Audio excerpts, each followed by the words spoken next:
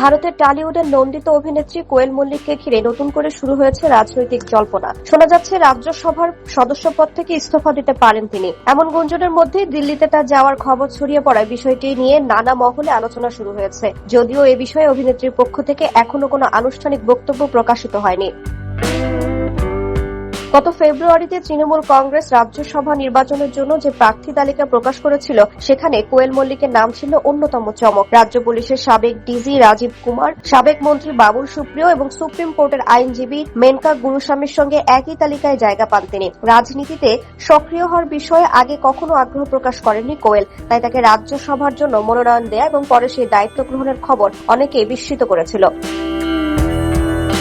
এমনকি তার ঘনিষ্ঠ মহলের কেউ কেউ তখন মন্তব্য করেছিলেন, এই প্রস্তাব গ্রহণের পেছনে অন্যদেরও ভূমিকা থাকতে পারে। বর্তমানে তার সম্ভাব্য পদত্যাগের গুঞ্জন উঠতেই সেই আলোচনাগুলো আবারও সামনে এসেছে। বর্তমান রাজনৈতিক পরিস্থিতিতে তৃণমূলের ভাঙন এবং বিভিন্ন নেতার অবস্থান পরিবর্তনের প্রেক্ষাপটে কোয়েল মল্লিকের ভবিষ্যৎ নিয়েও জল্পনা বাড়ছে। তবে তার ঘনিষ্ঠদের ধারণা, তিনি কোনো বিদ্রোহী রাজনৈতিক দলে যোগ না দিয়ে বরং সম্মানজনকভাবে রাজনীতি থেকে দূরত্ব বজায় রাখতেই আগ্রহী।